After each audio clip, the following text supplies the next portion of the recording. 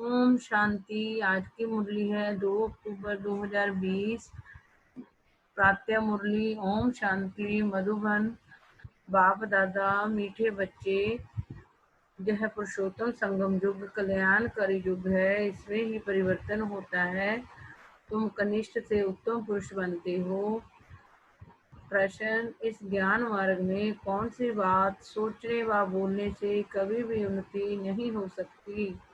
उत्तर, drama में होगा तो पुरुषार्थ कर लेंगे, ड्रामा कराएगा तो कर लेंगे। यह सोचने व बोलने वालों की उन्नति कभी नहीं हो सकती।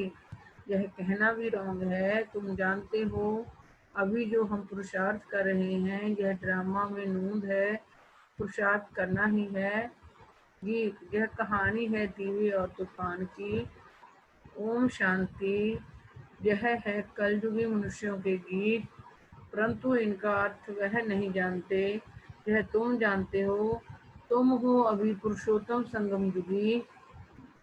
संगम युग के साथ पुरुषोत्तम भी लिखना चाहिए। बच्चों को ज्ञान की पॉइंट्स याद ना होने के कारण फिर ऐसे ऐसे अक्षर लिखने भूल जाते हैं। यह मुख्य है। इनका अर्थ भी तुम ही समझ सकते हो। पुरुषोत्तम मास भी होता है। यह फिर है पुरुषोत्तम संगम युग। यह संगम का भी एक त्योहार है। यह त्योहार सबसे ऊंच है। तुम जानते हो अभी हम पुरुषोत्तम बन रहे हैं। उत्तम से उत्तम पुरुष, ऊंच से ऊंच, साहूकार से साहूकार, नंबर 1 कहेंगे लक्ष्मी नारायण को। शास्त्रों में दिखाते हैं बड़ी प्रलय हुई, फिर नंबर 1 श्री कृष्ण पीपल के पत्ते पर सागर में आया। अभी तुम क्या कहेंगे? नंबर 1 है यह श्री कृष्ण, जिसको कि श्याम सुंदर कहते हैं। दिखाते हैं अंगूठा चूसता हुआ आया। बच्चा तो गर्भ में ही रहता है। तो पहले पहले ज्ञान सागर से निकला हुआ उत्तम से उत्तम पुरुष श्री कृष्ण है। ज्ञान सागर से स्वर्ग की स्थापना होती है। उनमें नंबर 1 पुरुषोत्तम यह श्री कृष्ण है, और यह है ज्ञान का सागर, पानी का नहीं। प्रलय भी होती है नहीं। कई बच्चे नए नए आते हैं तो बाप को फिर पुरानी पॉइंट रिपीट करनी पड़ती है। सतयुग, त्रेता, द्वापर, कलयुग, यह 4 युग तो हैं। 5वां फिर है पुरुषोत्तम संगम युग। इस युग में मनुष्य चेंज होते हैं, कनिष्ठ से सर्वोत्तम बनते हैं। जैसे शिव बाबा को भी पुरुषोत्तम व सर्वोत्तम कहते हैं ना। वह है कि परमात्मा परमात्मा फिर पुरुषों में उत्तम है। यह लक्ष्मी नारायण। इन्हों को ऐसा किसने बनाया? यह तुम बच्चे ही जानते हो। बच्चों को भी समझ में आया है। इस समय हम पुरुषार्थ करते हैं ऐसा बनने के लिए। पुरुषार्थ कोई बड़ा नहीं है, मोस्ट सिंपल है, सीखने वाली भी है। अबलाएं कबूजाएं जो कुछ भी पढ़ी लिखी नहीं है, उन्हों के लिए कितना सह समझाया जाता है। देखो अहमदाबाद में एक साधु था, कहता था हम कुछ खाते पीते नहीं है। अच्छा, कोई सारी आयु खाता पीता नहीं, फिर क्या? प्राप्ति तो कुछ नहीं है ना। झाड़ को भी खाना तो मिलता है ना। खाद पानी आदि नेचुरल उनको मिलता है, जिससे झाड़ वृद्धि को पाता है। उसने भी कोई रिद्धि सिद्धि पाई होगी। ऐसे बहुत हैं जो आग से पानी से चले जाते हैं। इनसे भला फायदा क्या? तुम्हारा तो सहज राजयोग से जन्म जन्मांतर का फायदा है। तुमको जन्म जन्मांतर के लिए दुखी से सुखी बनाते हैं। बाप कहते हैं बच्चे ड्रामा अनुसार हम तुमको गुहिया बातें सुनाता हूँ। जैसे बाबा ने समझाया है, शिव और शंकर को मिलाया क्यों है? शंकर का तो इस सृष्टि में पार्ट ही नहीं है। शिव का, ब्रह्मा का, विष्णु का पार्ट है। ब्रह्मा और विष्णु का ऑल अराउंड पार्ट है। शिव बाबा का भी इस समय पार्ट है, जो आकर ज्ञान देते हैं, फिर निर्वाण धाम में चले जाते हैं। बच्चों को जायदाद देकर खुद वानप्रस्थ में चले जाते हैं। वानप्रस्थी बनना अर्थात गुरु द्वारा वाणी से परे जाने का पुरुषार्थ करना, परंतु वापिस तो कोई जा नहीं सकते क्योंकि विकारी भ्रष्टाचारी हैं। विकार से जन्म तो सबका होता है। यह लक्ष्मी नारायण निर्विकारी हैं, उन्हों का विकार से जन्म नहीं होता है, इसलिए श्रेष्ठाचारी कहलाए जाते हैं। कुमारियाँ भी निर्विकारी हैं, इसलिए उनके आगे माथा टेकते हैं। तो बाबा ने समझाया कि जहाँ शंकर का कोई पार्ट नहीं है, बाकी प्रजापिता ब्रह्मा तो जरूर प्रजा का पिता हुआ ना। शिव बाबा को तो आत्माओं का पिता कहेंगे, वह है अविनाशी पिता। यह गुहिया बातें अच्छी रीति ध्यान करनी है। जो बड़े बड़े फिलोसफर होते हैं उनको बहुत टाइटल मिलते हैं। श्री श्री 108 का टाइटल भी विद्वानों को मिलते हैं। बनारस के कॉलेज से पास कर टाइटल ले आते हैं।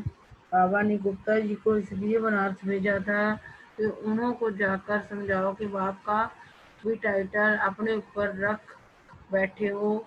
बाप को श्री श्री 108 जप गुरु कहा जाता है। माला ही 108 की होती है। 8 रतन गाए जाते हैं। वह पास विद ऑनर होते हैं, इसलिए उनको जपते हैं। फिर उनसे कम 108 की पूजा करते हैं।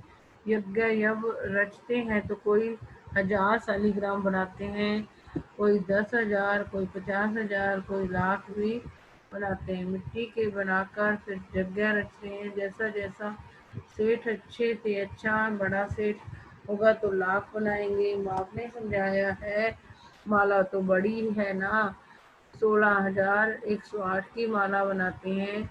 यह तुम बच्चों को बाप बैठ समझाते हैं। तुम सभी भारत की सेवा कर रहे हो बाप के साथ। बाप की पूजा होती है तो बच्चों की भी पूजा होनी चाहिए। यह नहीं जानते कि रुद्र पूजा क्यों होती है। बच्चे तो सब शिव बाबा के हैं। इस समय सृष्टि की कितनी आदमशुमारी है, इसमें सब आत्माएं शिव बाबा के बच्चे ठहरे ना। परंतु मददगार सब नहीं होते। इस समय तुम जितना याद करते हो उतना ऊंच बनते हो, पूजन लायक बनते हो। ऐसे और कोई की ताकत नहीं जो यह बात समझाए, इसलिए कह देते हैं ईश्वर का अंत कोई नहीं जानते। बाप ही आकर समझाते हैं। बाप को ज्ञान का सागर कहा जाता है, तो जरूर ज्ञान देंगे ना। प्रेरणा की तो बात होती नहीं, भगवान कोई प्रेरणा से समझाते हैं क्या? तुम जानते हो उनके पास सृष्टि के आदि मध्य अंत का ज्ञान है, वह फिर तुम बच्चों को सुनाते हैं। यह तो निश्चय है। निश्चय होते हुए भी फिर भी बाप को भूल जाते हैं। बाप की याद यह है पढ़ाई का तंत्र। याद की यात्रा से कर्मातीत अवस्था को पाने में मेहनत लगती है। इसमें इस माया के विघ्न आते हैं, पढ़ाई में इतने विघ्न नहीं आते। अब शंकर के लिए कहते हैं, शंकर आँख खोलते हैं तो विनाश होता है। यह कहना भी ठीक नहीं है। बाप कहते हैं ना मैं विनाश कराता हूँ ना वह करते हैं। यह रॉन्ग है। देवताएं थोड़े ही पाप करेंगे। अब शिव बाबा बैठ यह बातें समझाते हैं। आत्मा का यह शरीर है रथ, हर एक आत्मा की अपने रथ पर सवारी है। तो आप कहते हैं मैं इनका लोन लेता हूँ, इसलिए मेरा दिव्य अलौकिक जन्म कहा जाता है। अभी तुम्हारी बुद्धि में 84 का चक्कर है। जानते हो अभी हम घर जाते हैं फिर स्वर्ग में आएंगे। बाबा बहुत सहज करके समझाते हैं। इसमें हार्ट फेल नहीं होना है। कहते हैं बाबा हम पढ़े लिखे नहीं हैं, मुख से कुछ निकलता नहीं, परंतु ऐसा तो होता नहीं। मुख तो जरूर चलता ही है। खाना खाते हो मुख चलता है ना। वाणी ना निकले यह तो हो नहीं सकता। बाबा ने बहुत सिंपल समझाया है। कोई मौन में रहते हैं तो भी ऊपर में इशारा देते हैं कि उनको याद करो। दुख हरता सुख करता वह एक ही दाता है। भक्ति मार्ग में भी दाता है तो इस समय में भी दाता है। फिर वानप्रस्थ में तो है ही शांति। बच्चे भी शांति धाम में रहते हैं। पाठ नुमदा हुआ है जो एक्ट में आता है।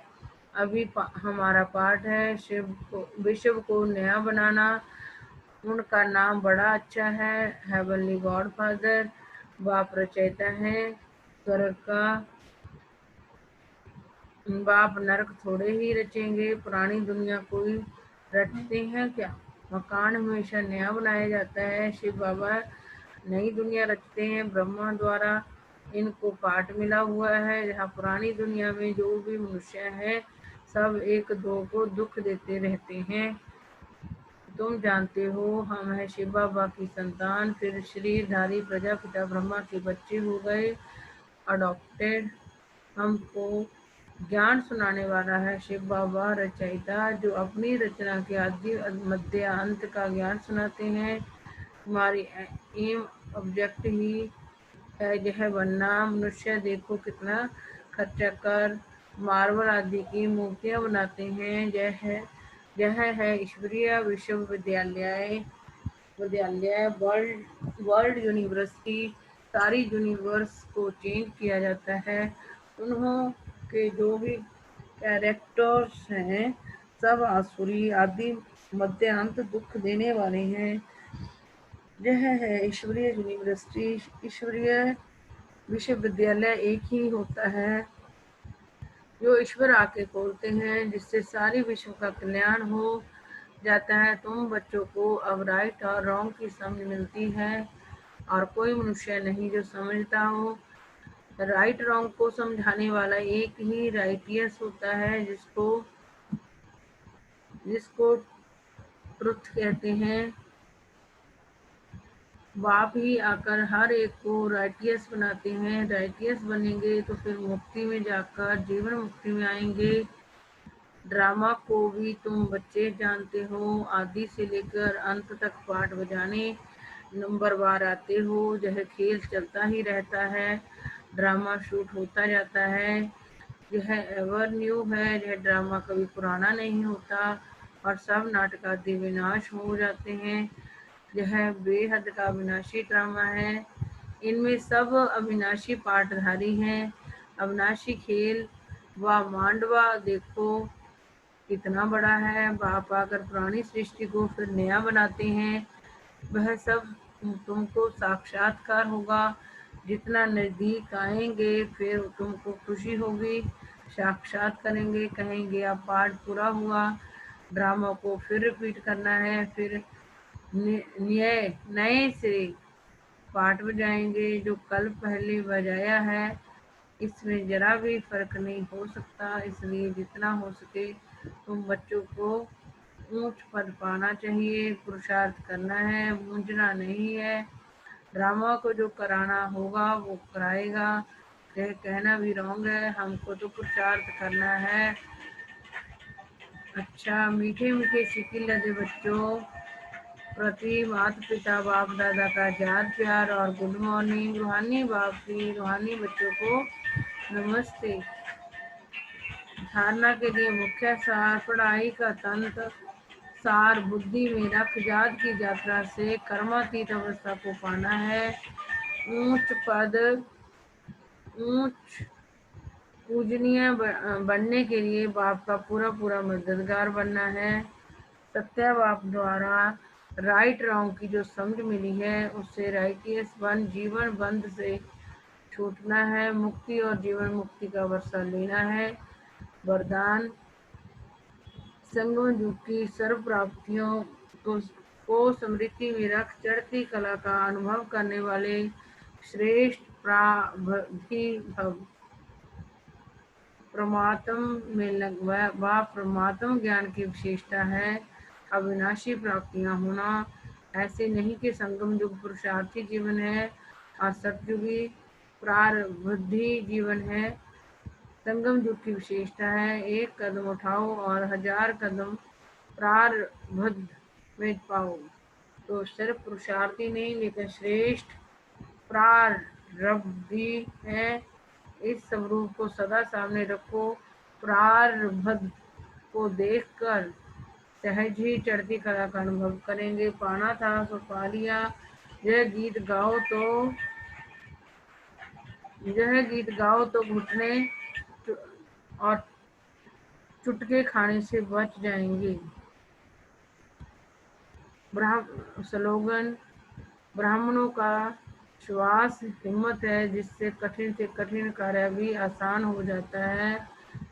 मातेश्वरी जी के अनमोल महावाक्य: मुक्ति और मोक्ष। आजकल मनुष्य मुक्ति को ही मोक्ष कहते हैं।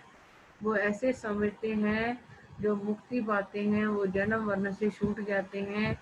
वो लोग जो जन्म मरण में ना आना इसको ही ऊंच पद समझते हैं, वही प्रारब्ध मानते हैं। जीवन मुक्ति फिर उसको समझते हैं जो जीवन में रहकर अच्छा कर्म करते हैं। जैसे धर्मात्मा लोग हैं उन्हों को जीवन मुक्त समझते हैं। बाकी कर्म बंधन से मुक्त हो जाना वो तो कोटों में से कोई बिरला ही समझते हैं। अब यह है उन्हों की अपनी मत, लेकिन हम तो परमात्मा द्वारा जान चुके हैं कि जब तक मनुष्य पहले विकारी कर्म बंधन से मुक्त नहीं हुआ है तब तक यदि आदि मध्य अंत दुख से छूट नहीं सकेंगे।